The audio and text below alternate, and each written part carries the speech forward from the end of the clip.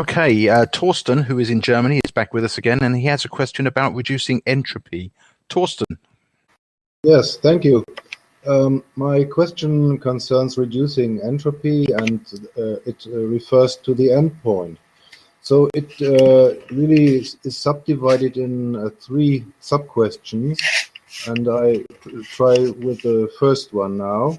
When a consciousness more and more reduces its entropy, what is the lowest level of entropy that can be attained? Respectively, what is the final disposition of reducing entropy? How low can you go in entropy? Well, I think entropy is very much like absolute zero or the speed of light. You know, you can only go so far. You're not going to probably get to zero entropy. Probably doesn't exist. You just can asymptotically approach that perhaps, but I don't think you'll ever get there. I believe that's a mark that, like getting to absolute zero in temperature. You can never get there, but you can get closer and closer and closer, but it's not a point that you'll ever be able to get to, because eventually you'll be at your process of getting there will add enough heat to keep you from getting there. So it's that sort of thing. But we can obviously make a lot of progress. We are so in the early stages of our evolution. We have so much further to go in becoming love than where we are right now. It is such a long path that we have. It's why it's hard to imagine that can take place in, like just a decade or maybe even 2. We've got a long, long way to go. First, hopefully we would all get acting better. And then slowly we would get that into our being level to actually be better. But it's a long path. So I don't think we'll ever get to the point that there is an end point, like we're done. Again, it's not a fixed system. There's not just n individuated units of consciousness, and as they all grow up, then we're done. There's always new things coming in at the bottom. There's always new entities joining us in this particular virtual reality from other virtual realities. There's always the dog and the cat and the horse and the monkey that have gotten to the point where they're ready to take a shot at being human in their development of consciousness. So you always have new things bubbling up into the system that put new consciousnesses, as you might say, in the bottom of the evolutionary elevator, and they have to learn and grow up in their own ways. As population expands, there's always new IUOCs that are involved, and so anyhow, I don't think we're going to find an endpoint. I think we just keep on keeping on, and partly the reason that is what the point is here. And as we evolve, it's about it's about what can we contribute. So it's not about us. So if it were just about us, we'd say, well, I'm going to get to the end point, then I'm done. Well, you're not done really until everybody else is done too. And as I've been saying, everybody else isn't going to be done, because there's always new coming in at the bottom. So there's always something to do. There's always some way to help. There's always some way to teach or be useful. So I don't know that we're ever going to get done. I can't imagine a done state for consciousness. I think all evolution tends to be open-ended. When are we going to be done evolving physically? Well, never. You're just always changing. We look at what human body is going to look like 100,000 years from now. It may not look so much like it does now. We may have evolved different kinds of ways. Then we may still look similar, but we may have just changed some. It's the same with other critters. Evolution's open-ended. It just keeps changing based on what you are now and how that might change to give some advantage in the future. And I don't know that we'll ever get a point to where there is no way to change to give advantage to the future. I suspect there'll always be some way to improve. Okay, may I ask number 2 now? That is, if consciousnesses are quite close to some kind of endpoint of lowering entropy, do they still differ from each other, or do they become more and more similar? Well, In ways, they become more similar because they begin to have similar perspectives and similar understandings. But in other ways, they're very unique because each individuated unit of consciousness is a being based on all of its history, all of its past history, everything that it's experienced. And all of us have a different, history. We're all different. We've all had different experiences. And even if we get to the same point, we've gotten there by different paths. So I would say our individuality, we as individuals, will remain because that's our history. That's all the choices we've ever made from the first time we, went out to this virtual reality trainer, up until the last time that we need to go here. Our history is unique to us. Our path is unique to us. Therefore, the way we see things, the way we interpret the data, and the way we interact is going to be unique to us. So we, as individuated units of consciousness, I think will always be uniquely individual. So it's always us. You're not going to lose that. We're not going to all kind of melt together into one blob. We will begin to see things the same way. We will begin to have similar perspectives and similar attitudes and similar understandings. That will begin to merge. But our viewpoint, the way we process the data that we get, the way we react and interact is going to be us uniquely. And I think we'll still be individual in our fundamental being, who we are, will be separate. And I think I don't see that would go away. Now, maybe if we, had thousands and thousands of lifetimes that were all homogeneous, maybe eventually our experiences would all get to be similar. You kind of discount the older experiences and become more a part of the new experiences, and maybe something like that could eventually happen. But somehow I don't really see that as something that's close enough to be concerned about or think about. I'm thinking that we are going to be unique individuals for a very long, long time. If we ever do get to the point that we're not, then we won't miss it because we will have outgrown those individualities. But right now, they are us. Those individualities make us who we are. And it's good because all of us have room to grow, and all the diversity of opinion and the diversity of the way we approach things is actually a very valuable part of our learning. Homogeneity kind of isn't really a great learning environment. Diversity is a great learning environment. So it could be, if we get to the point where there's more homogeneity, we will start to de-evolve back to the point where there's more diversity so that we can continue to evolve again. Maybe it will get in some kind of a cycle like that. It's a natural system. It's really hard to say. I suspect there is no end to that, though. Mm-hmm. Okay. Perhaps my third question has already been answered. It's about if such advanced consciousnesses could merge with each other, thus forming a larger collective consciousness. What is your idea about that? I'm asking this because also Ingeborg asked about Michael's teachings, and Michael was channeled amongst other entities that they are merged souls, a whole soul family, and they still have their individuality, but they merged and are now a larger collective consciousness. Well, I suppose that's possible if you wanted to do that. In a lot of ways, we have collective consciousness here where we merge. We merge at the cultural level, where we have a cultural collective consciousness. We merge at the species level. We merge even at sometimes at the family level and at the work level, where we take on characteristics of the people that we work with, or the people in our family, the people in our culture. And we tend to think alike with them and have similar perspectives.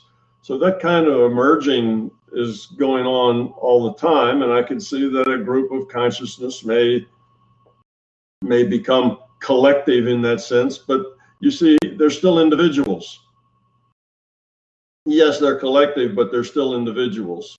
So, you know, it would be a matter of semantics, whether you call that one mind or just many individual minds who are all very good friends, you know, who are all working cooperatively together.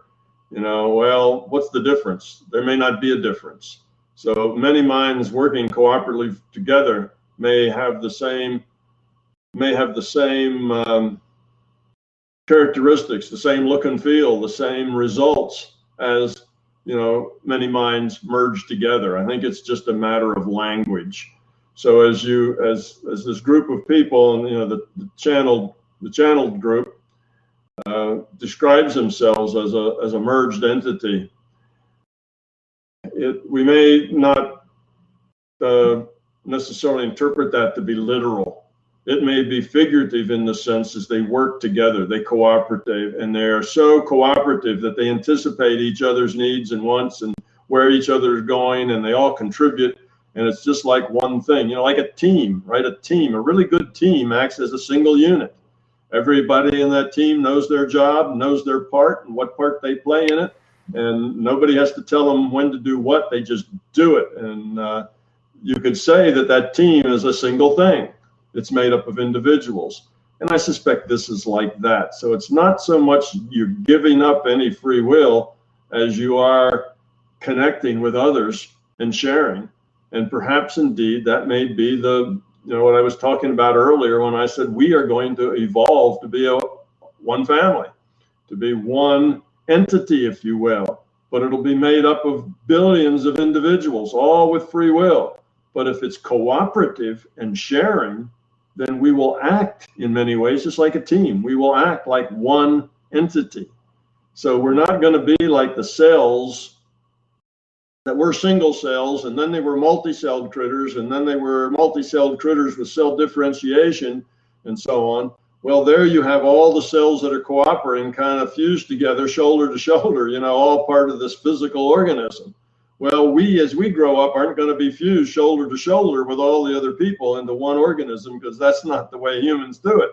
We humans are going to be individuals with individual personalities and individual paths, and we will have our own diversity, but we may work together, play together, connect with each other in a way that we also act as a single entity, just like a team does. We will be team humanity, and there will be lots of room for everyone to exercise their own interests and their own free will and still be part of the collective.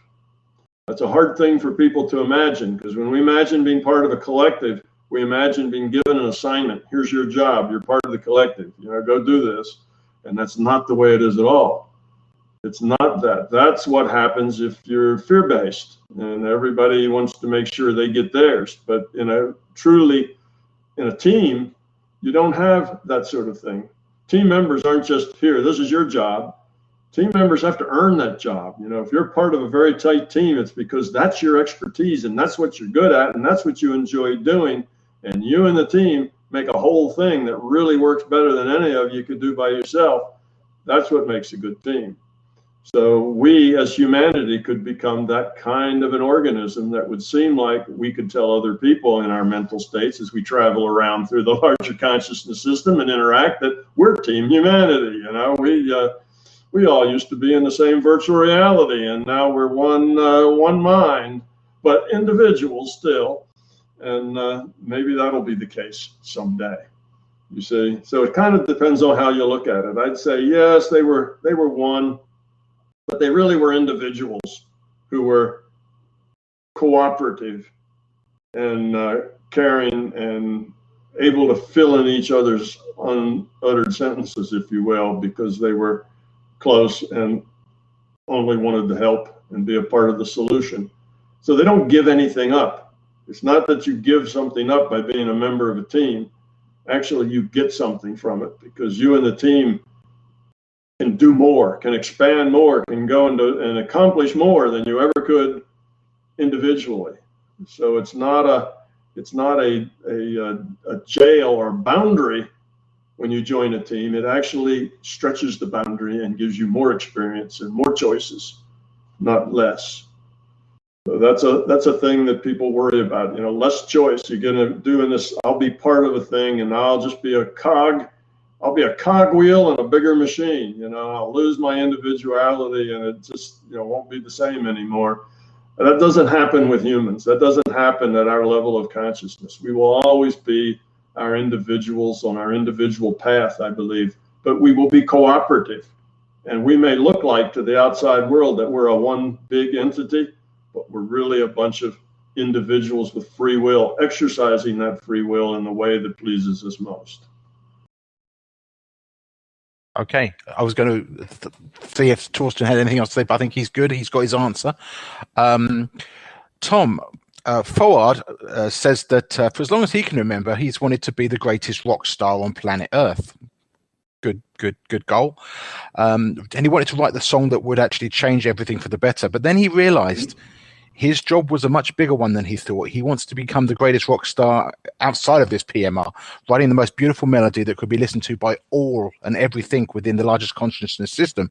So with that in mind, is there something like musical melody in the out-of-body experiences world? Is there a need for music in the NPMR? Well, interesting question. Now, this is going to get into what's the definition of music and what is music really, because obviously sound waves vibrate in eardrums that produce electrical signals in brains that affect the limitations on a consciousness.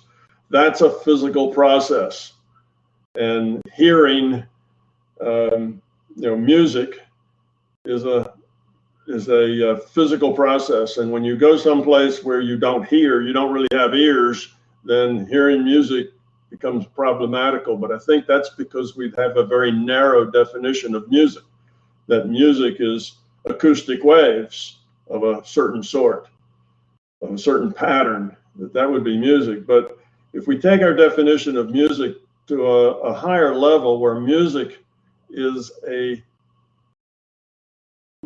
medium for creating mood and thoughts and feelings and understandings, that it's just a medium for doing that.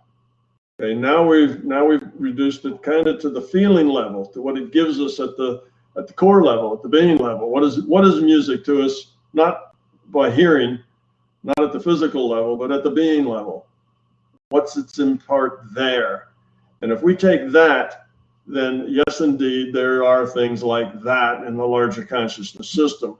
But it's not music in the sense of we hear sound and we hear notes, and there's tonal scales and there's atonal scales and there's high C and there's E flat and there's all of this, and it makes up music.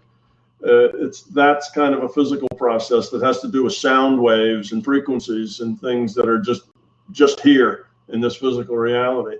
But if you're talking about emotional states and affecting feelings, then yes, there are things that are very feeling centered. Sometimes they're visual, which makes it sound like now we're talking about painting or the visual arts as opposed to music. Here, those things are separated by our, the visual arts, the literature, written arts, music, the hearing. So our senses, we probably even have the smelling arts. There's aromatherapy, right?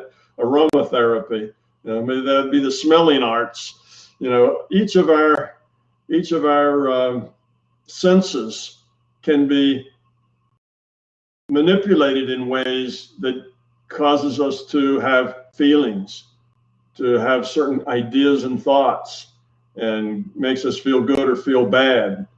So massage, that would be a kinesthetic art, right, to be done. Well, if you take all these art forms and say, well, that's all physical, it has to do with our physical senses. But take all of those together, and what's similar about them? What's similar is the feeling connection, what it does to us, what we get out of it, the states it puts us in. That still exists. And it may exist for us if we say, let's go out of body. Now, in an out-of-body state, you can see things and be moved by them. You can hear things and be moved by them, right? You can feel things and be affected by them, but you're interpreting data as sense information. You're interpreting that data in terms of sound, in terms of vision, in terms of feeling, because you live in this virtual reality, and that's how you interpret data, in terms of senses, because that's how you have learned to interpret data. So that's just how you do. So that's why when you're out of body, you may hear the angel singing. You may hear, other things going on. You may hear voices. Somebody may talk to you and give you information. But that hearing is just your interpretation of the information. You interpret it as words or as sounds. It doesn't mean that there was really sound there. It's just data you interpret that way. So now in the larger consciousness system, if you have no experience in a physical reality where you had senses, or if the senses are different than they are here, then you would interpret things very differently. So yes, you can hear sounds in the non-physical, but that's because you're interpreting in terms of your experience with sound. If you'd never had an experience with sound, you wouldn't interpret them as sound. You wouldn't hear the symphony.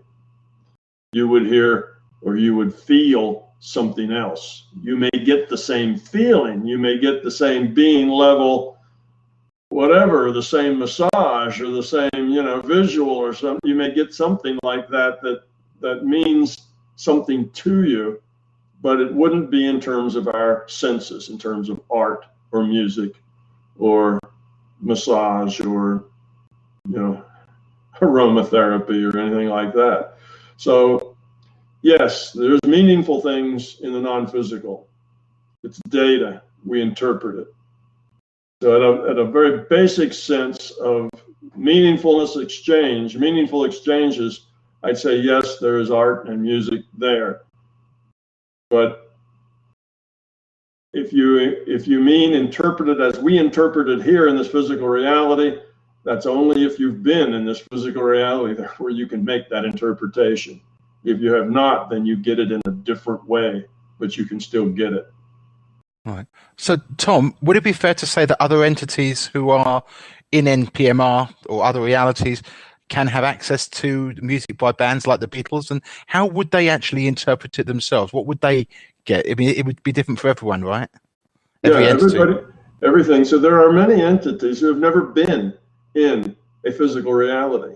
All entities, all individuated unit of consciousness are not engaged in these virtual reality entropy reduction trainers. Some are, some are not. Some have been in various trainers and haven't been back for a while, but it's not everybody. I've run into any number of entities who have no experience whatsoever being in virtual reality like this one. I mean, they're in virtual realities, but they're in ones with very loose rule sets, not ones that have sound waves and sight like we have here with this tight rule set. And explaining music to them would be very difficult.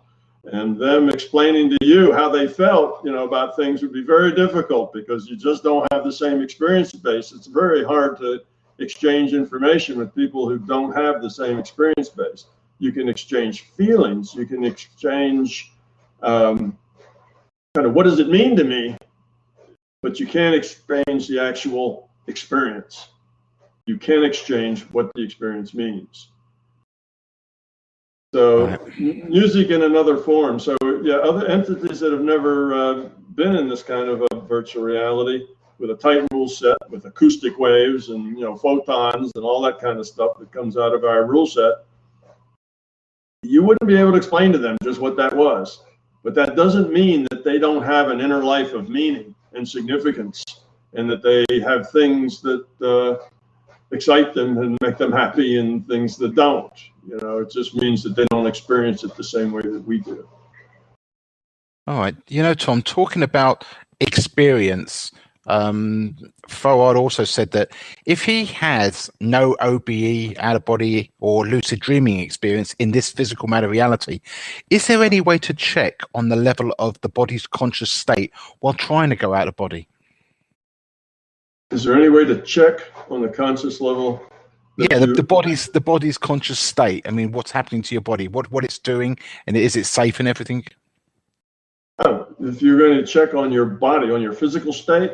Yeah, well, your body's conscious state. Yeah, so whether it's still there, it's breathing, and everything is good. I'm guessing is what he's asking. Okay, if you're out of body, is there a way to check on it? Yeah. Ah, okay, I get that. Well, yes and no. Generally, if you're out of body and you've given up your data stream, then you don't notice. You don't notice there is a body. You don't know if it's breathing. You don't know anything about it. It's just gone. It's like it's not in your reality anymore. If that worries you, then you have a problem with a fear. You need a problem with uncertainty, and you probably need to get over those. But you can solve that problem by parallel processing.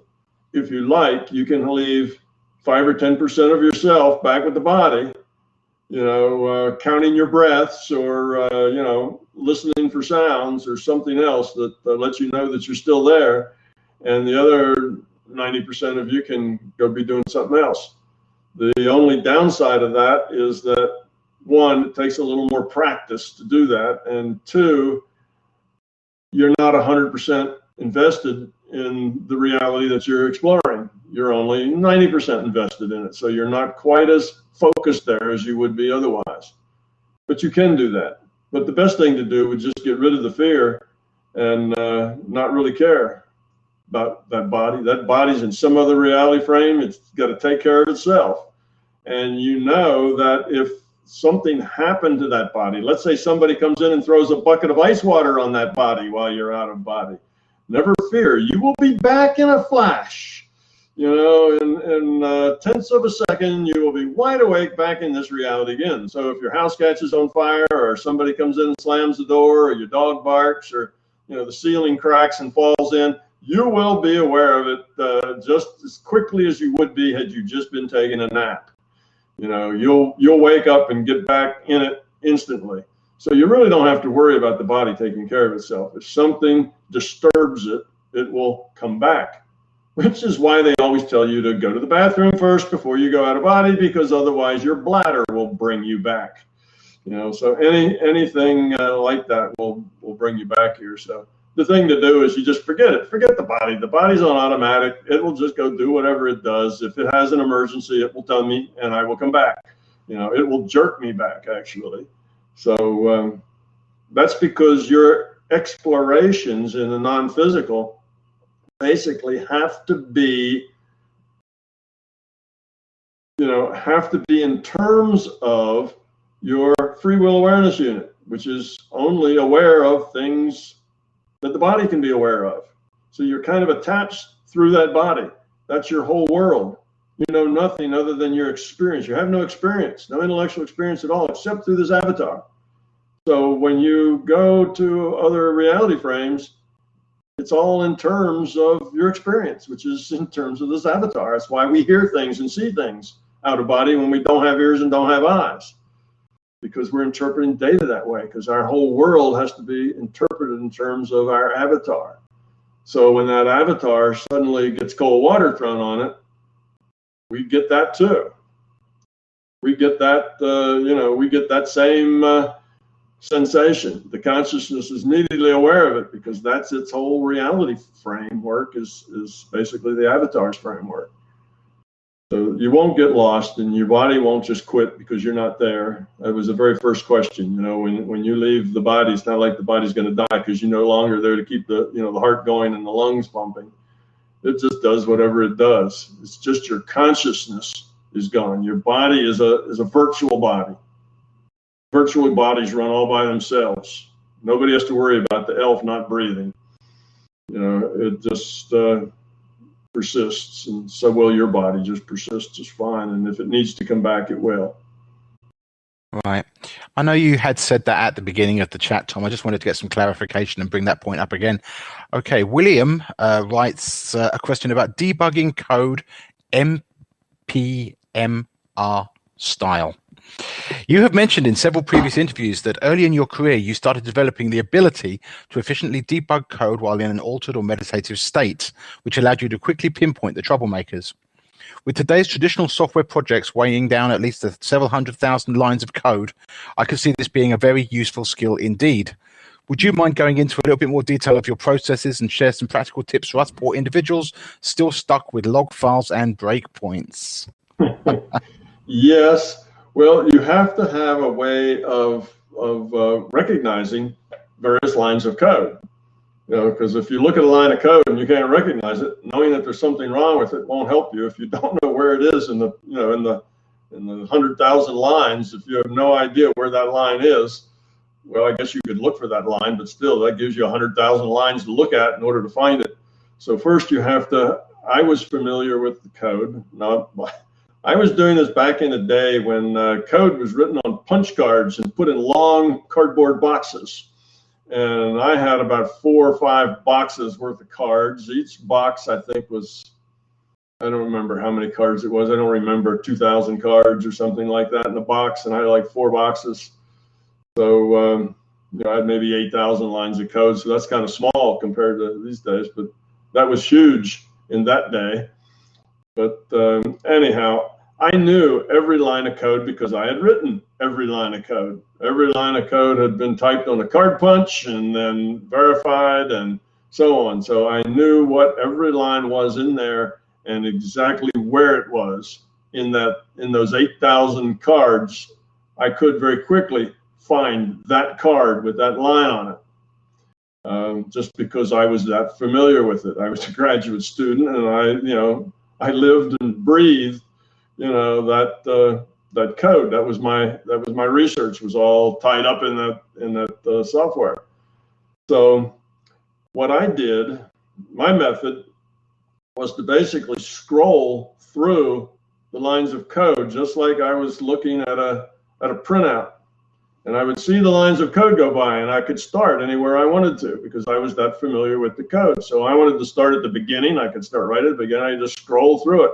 And it would be just like I was scrolling on a printout that would just run by, almost like you can now put your little thumb wheel on your mouse and you just scroll down on your on your screen and you just kind of see stuff as it goes by. Well, I could scroll it about as fast as I could recognize the lines and know what they were. And I had an intent that the code that had a problem would be in red. All the other code lines would be black, like black ink on white, but I would get red ink if there was a problem in it.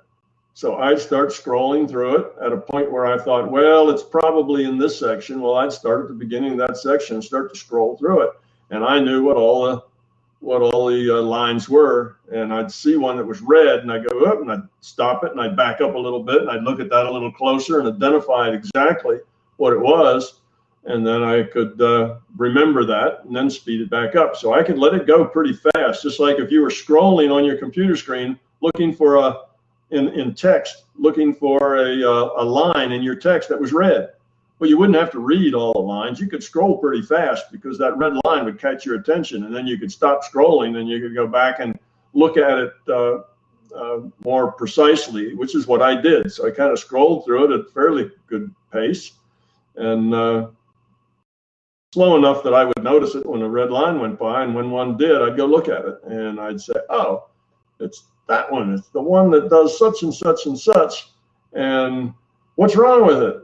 And then instead of a red line, I'd get maybe a red comma or a red semicolon at the end of the line, and maybe it would flash a little bit, and I'd say, oh, I forgot to put the semicolon at the end of the line, which tells the computer that this is the end of that statement. And that's the code I was writing, and that was code nobody's probably even heard of today, called Algol. But in any case, it needed semicolons at the end of the line, I believe, a long time ago. So that's was my thing. Now you could do it any way you like. You have to be familiar enough with your code though that you can recognize where you are in the code and know what's in each one of those statements. So if you and 10 other people are writing these 200,000 or 300,000 lines of code, that's going to be pretty tough. What you'd have to do is you could find the red line. You could scroll through it and say, oh, there's a red line. But now you'd have to be able to identify that red line so you could go find it and fix it. Your ability to identify that, maybe you could come up with some kind of code, something that would maybe be the last name of the programmer that did it, and the and something else that you could get to come up. I did just red. I just used a color because I knew all the lines. But you may need some other code that would let you know just where that was in the whole program, so that you could then find it. I don't know how you do that. It'd depend on how your code was structured, whether you could somehow let the system tell you kind of a string of AXI characters that would then allow you to locate the line. That's your own code you'd have to come up with, but that would work. The more complicated it is, the more difficult it is to keep it clear. Just having something red or black is pretty simple, so it's easy to keep clear. Getting an AXI string of characters that define, where it is in 300,000 lines of code could be pretty complicated and maybe a lot more difficult. Okay. Thanks, Tom. I can see the time is running short, so I'm going to move on to this next one. There's two parts. I'm hoping we're going to get through the whole thing. Radagast on the MBT forum writes about discovering we live in a virtual reality. He says, obviously, this is a very good virtual reality. The ignorant ones who don't know of magnetism, gravity, or say quantum particles are pretty much always and forever going to assume that this is a physical matter reality. Yet we've developed technology that has let us observe action at a distance and the immaterial nature of particles. So was it ultimately meant for us to discover that this is a kind of virtual reality? Or rather, is it assumed, certainly by the larger consciousness system, as a high possibility that whatever being should evolve here would eventually logically come to the inevitable conclusion that we are living in a virtual reality? And if so, how does such a conclusion change the effectiveness of this virtual reality as a consciousness trainer? Okay, I thought about that too. As I pondered some years ago the double slit experiment, I thought, well, one of two things: either this was expected that we would come across this and do this experiment and realize that this was not a objective physical reality, and then later realize that it was a computed virtual reality. That was kind of a set there for us to discover. And, one day we would be to the point where we would be grown up enough to do that experiment. And then we'd say, aha, it's a virtual reality. And that'd be a big hint, because the logical consequence of a virtual reality is that love is the answer. And if you've read the books or heard me talk, that's a logical sequence to get from one to the other. So once you know it's a virtual reality, getting to the point that our point here is to grow up and become love is just a logical process. So once you get the first one, you eventually will end up at the second one, and that would be a good thing for the system to leave, for us to trip over, that would lead us in that right direction. So I thought, well, is the system being clever, or was the system just not necessarily paying attention, and there was this glitch left in it that we just stumbled over, which was called the double slit experiment, that we could show to ourselves that it wasn't physical. And after some thought, I decided that it was probably on purpose. It's just part of the way things work. If you evolve to a certain level of sophistication, then you're ready to deal with and process the implications of what it is you can do. So it's kind of a pointer. It's like if you're clever enough to be able to do the double slit experiment and see that particles aren't really particles, that they're probability distributions, then you're clever enough to see the bigger picture that this reality is not really physical, and then you're clever enough to see the bigger picture that it's virtual and ask why. Who's running the virtual reality? Where is the virtual reality being hosted? And that leads you to why are we here, to what's the point, and that ends up with love is the answer, you see, when you finally get there. So I think it was probably one of those things that we were meant to come across, we were meant to get, and so far, we have successfully looked at those experiments, looked at action at a distance, decided we don't want to go there, stuck our head in the sand, and decided to just go on. That's kind of what we've done as a race anyway. We've just ignored it. It's been around almost 100 years now, and 100 years later, probably 99% of the population's never heard of the double slit experiment, or never questioned action at a distance. It's only just a very tiny percent that 100 years later even knows that such experiments have been done. So we're a little on the slow side. We don't grasp these paradigm shifts too gracefully. We tend to cling to our beliefs and whatever. But eventually, the word will get around, and people will get a bigger picture, and eventually that understanding will lead to love is the answer. So I think the system set us up. When you're smart enough to do these experiments, you're smart enough to deal with the logic that leads you to love is the answer, and reality is bigger than just this physical. So I think it's on purpose that we've been left to trip over this problem. And if we spend a couple of 100 years with our heads in the sand trying to ignore it, well, that's just it's the way it is. Evolution is a long-term process. It's not a quick process. Right. I know that this question was kind of posted on the forum, and it started a rather big discussion, and there was a comment there was a follow-up that had a somewhat related question. I don't think you've answered the question, so I'm going to read it out, Tom. Let me know if you think we have answered it. Okay. They write, if we posit that things have gotten better across human history, may we phrase it that as the interactions between RUOCs in this PMR have become less entropic over time, would it be so to say that it's happened because either A or B? And A is, have we developed social institutions such as laws, political processes, technology, etiquettes, norms, information resources, etc., such that the incarnating RUOCs behave better, i.e. their actions are either more constrained than in the past, or that the feedback they get for behaving badly is more rapidly delivered and assimilated, or B, that the branch of RUOC that has incarnated here on Earth in this PMR has remained, at least at its core, constant, so that over time these RUOCs have learned their lesson and are in fact now of higher quality, less entropic, than when biological life first began here. Okay, well, it's some of both. You have to, good behavior needs to be the result of quality being. So first, you need that good behavior to be coming not from acting, but from the fact that we are better beings, and that better being, higher quality consciousness, comes from growing up. So we have better behavior because we grow up.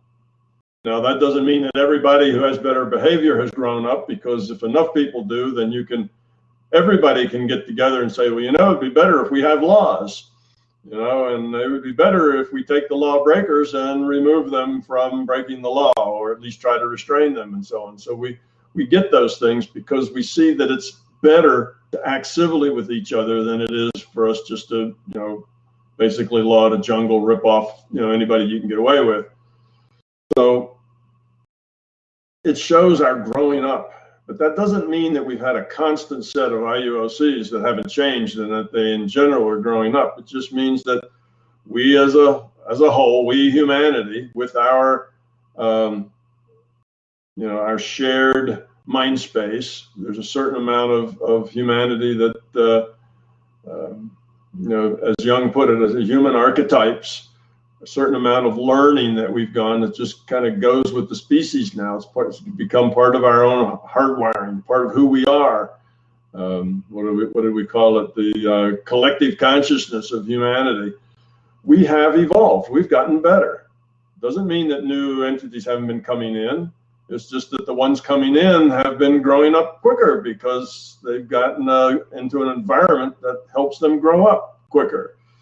So we are progressing, even though we have new people coming in. And a sign of that progression is the institutions that we've created that have made this a kinder, gentler place.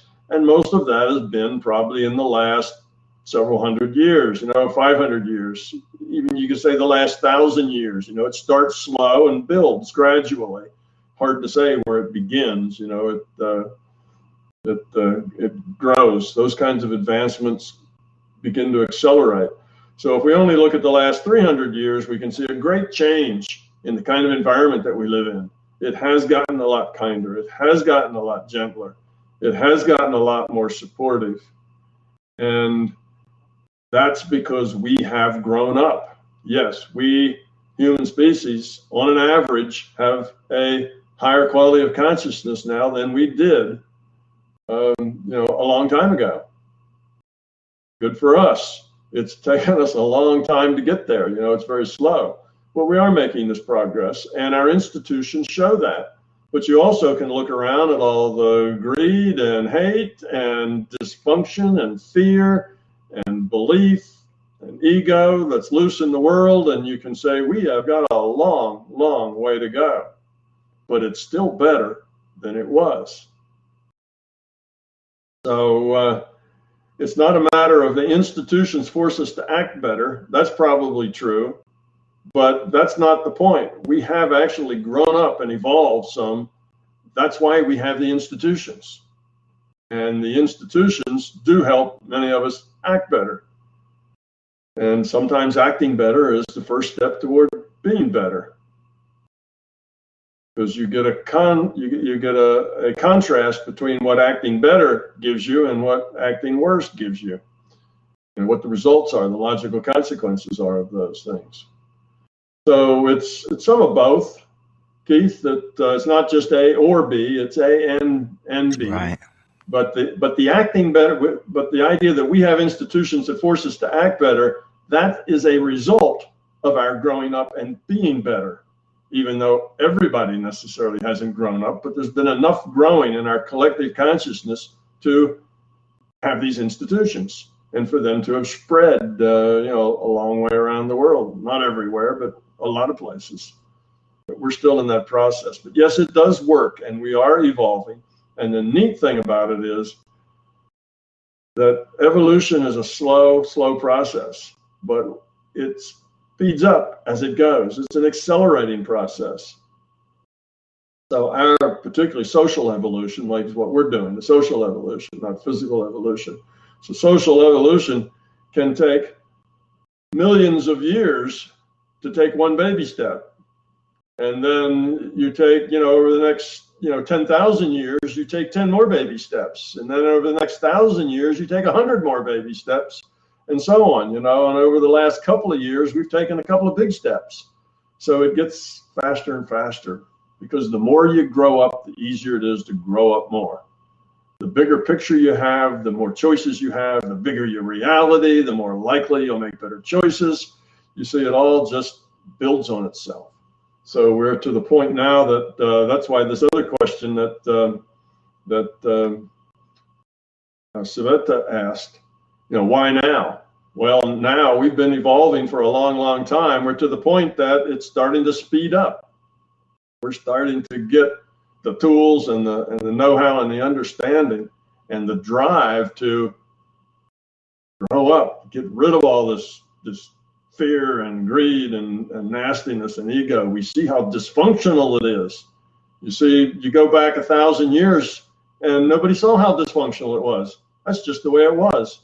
You couldn't even define it as dysfunctional because nobody had ever heard or thought of anything that was functional. It's just the way it always was. Now we can see it as being dysfunctional. See, that's a big step forward. That's part of the process. Like we were talking about before, where you should act nice, but you don't. Right. And you can see that means you're in a learning process. Well, here we are now. We finally got to the point that we can say, wow, look at all of this abuse and everybody trying to rip everybody off, and whatever you can get away with. that's not good.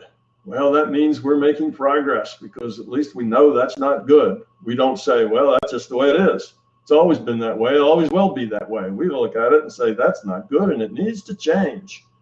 That's progress. So we are growing up. It just takes a while to get it from our intellect down into our being level. So what we do as a species in a society is the same thing we're doing as an individual. We've gone through the same, the same growing pains, the same kind of learning thing. We see that, well, we know it should be this way, but it's not really that way, and we're really not that way, but we know we should be, and that's kind of where we are culturally with our institutions. Well, we know the law should be better, and we know the justice is not very evenly applied, and we know that there's really a different legal system for wealthy people and poor people, and we know all these things aren't fair and not the way they should be, but that's just the way it is, and we kind of accept it and live with it. So that's changing. It's just now it has the potential to change more rapidly than it has in the past. The acceleration is picking up. So I'm very hopeful that we are at the very beginning of a wave of change that will go faster. We'll make more progress in the next 50 years than we've made in the last 1,000. So I think that's very encouraging. Yes, it certainly is. Well, we're making progress we got 5 minutes left. I'm going to go for one last question, Tom. Okay. I know there's no such thing as a short answer, so I'm just going to go for it, and we're going to see how we do. William writes, here we go. I recently came across an interesting definition of introversion and extroversion, where being on the introvert side of the spectrum means that you are being with people drains your energy and you need some alone time to recharge your batteries, whereas being on the extrovert side means exactly the opposite, i.e. you recharge your batteries when surrounded by people. This person writes that as someone who is more on the introvert side, they can identify with the definitions above. So what are the mechanics at play here, Tom, that make one feel drained or re-energized? Is introversion, extroversion a property of the IUOC, or does it belong more to the PMR avatar rule set? It is more a function of the IUOC. It's the way we express ourselves, we as consciousness, how we express ourselves when we have to deal with the things that are out there in our environment, with our world. How do we interact with that world? So it's more of an attribute of us as consciousness, and not just a limitation of our avatar and our rule set.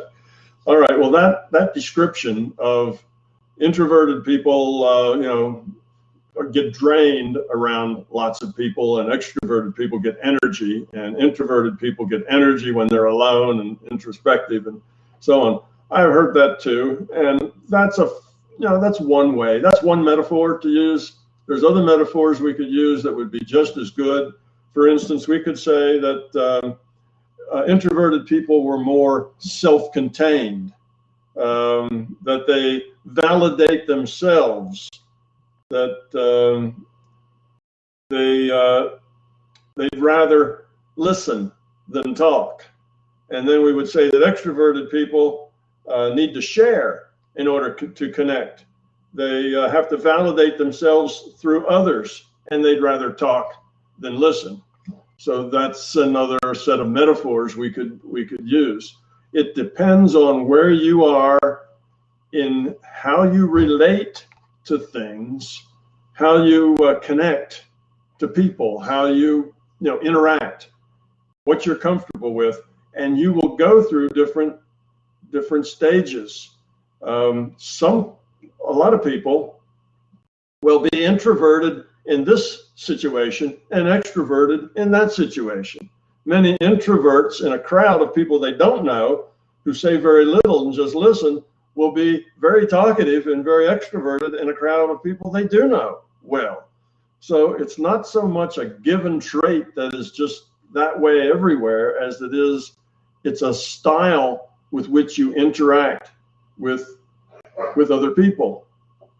It may have something to do sometimes with how self-assured you are, with how insecure you are, with how interested you are in the things these other people are interested in.